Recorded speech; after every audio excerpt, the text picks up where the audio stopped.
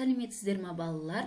Мен Саламат Сания, Алматы облысы, Ақсу ауданы, Жансүгіров атындағы орта мектебі коммуналдық мемлекеттік мекемесінің дене шынықтыру пәні мұғалімімін. Балалар, бүгін мен сіздермен өтетін сабағымның тақырыбы қазақтың ұлттық ойындары. Сабағымыздың мақсаты оқушылардың ой өрісін жетілдіру, өз халқының асыл мұрасын бойына сіңіріп, кейінгі ұрпаққа жеткізу, ептілікке, әдептілікке, ұйымшылдыққа тәрбиелеу. Балалар, мұнда өздеріңіз көріп отырғандай, суретімізде қазақ халқының ұлттық ойындарының бірнеше түрі көрсетілген. Қазақтың ұлттық ойындарының 5 түрге бөлінеді. Олар аңға байланысты, малға байланысты, түрлі заттармен ойналатын, зеректікті, ептілікті және икемділікті қажет ететін соңғы кезде қалыптасқан ойындар. Олардың негізгілерінің өзі 100-ден астам. Қазақтың ұлттық ойындары тақырыпқа өте бай және сан алуан. Жас ұрпақ өз халқының мәдениеті мен асыл мұрасын ұлттық әдебиеті арқылы таныстырып келеді. Халық ойынды тәрбие құралы деп таныған.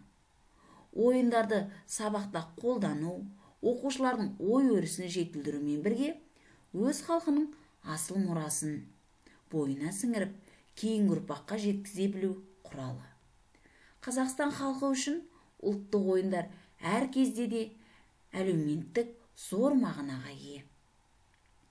Күш пен төзімділікке, ақыл мен шапшаңдыққа, атқа отырып шабу мен мергендікке бағытталған ойын түрлері өте көп.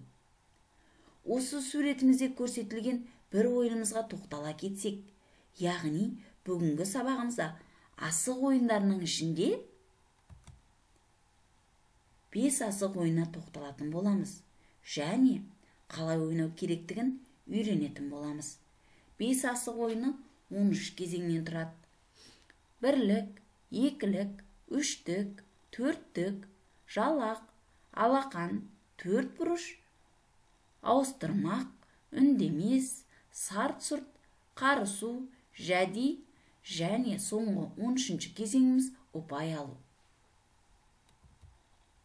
Балалар, 5 асық ойыны ережесін бейне материалымыздан көріп, бірге ойнап көрейік.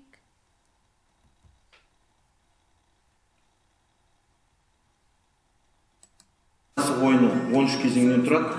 Мынау бірінші кезеңі бірлік деп аталады. Баста кәнекей. Асықтар шашқан кезде бір-бірден жинаймыз, жеке-жеке қоямыз. Және де қойған кезде асықтар бір-біріне тимеу керек. Сақан соңында қоямыз. Бірінші кезең аяқталды. Екінші кезең. Баста бұл кезеңде сақан алу арқылы асықтарды екі-екіден қағамыз. Денеге тимеу керек. Асықтарды жеке-жеке қоямыз. Соңында сақан қоямыз. Үшінші кезең. Бұл үштік деп аталады.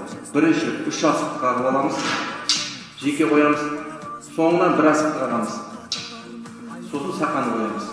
Сақаны, өздеріңіз көріп тұрғандай, бізде қара түске боялған сақаны бүкіл ойын кезеңінде пайдаланамыз. Бір асық қағамыз.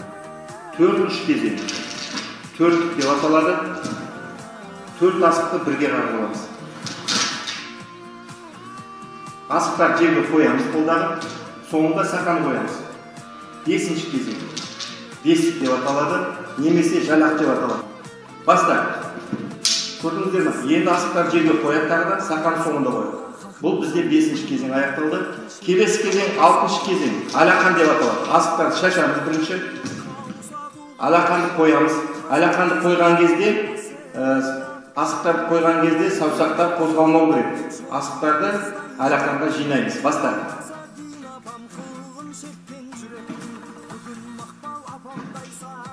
Соңында сақаны қоямыз. Асық түсіп кетпеу керек. Бұл 6-ші кезең. Ендігі 7-ші кезең. 4 бұрыш деп аталады. Асықтардың ара қашықтығы 15-20 сантиметрге құрылады. 4 бұрыш. 4-еуін бір қағып аламыз. Қоямыз асықтарды. Жеке-жеке сақан соңында қоямыз. Бұл 7-ші кезең. Ендігі 8-ші кезең. Ауыстырмақ деп аталады. Асықты шашу арқылы сақан аламыз. Асықтарды алған кезде асықтар бір-біріне қол асықтарға тимеу керек. Қолымыздағы асықты ауыстырамыз. 4 асық жинап, енді 4 асық бір жолаға қояды. Асықтарды қояды, сосын сақаны қояды. Бұл 8-ші кезең. Ендігі 9-ші кезең үндемес деп аталады. Асықтарды шашамыз, сақан аламыз. Ойыншы сөйлемеу керек. Асықтар және де тимеу керек. Тарсылдатпай алып шығу керек. Бұл 9-ші кезең үндемес деп аталады. Енді келесі кезең 10-ші кезең сарт-сұрт деп аталады. Қарама-қарсы ойынға. Сақан алу арқылы асықтарды бір-біріне тигізіп тарсылдатамыз.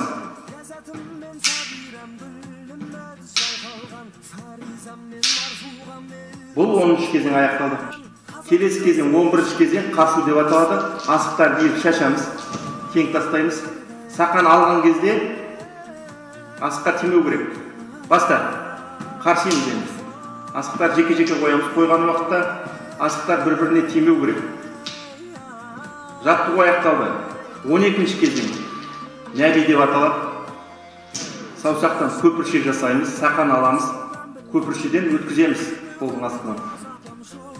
4 асықты өткіземіз бірінші. Қолдың сыртынан сақаны тастау арқылы оны да өткіземіз. Саусақты жабамыз, ашамыз. Көрдіңіздер ме? Бұл 12-ші кезең. Соңғы кезең. Бұл ұпай алу деп аталады. Егерде әрбір асық 10 ұпайдан есептеледі, ойын 100 ұпай жинағанша дейін жалғасады.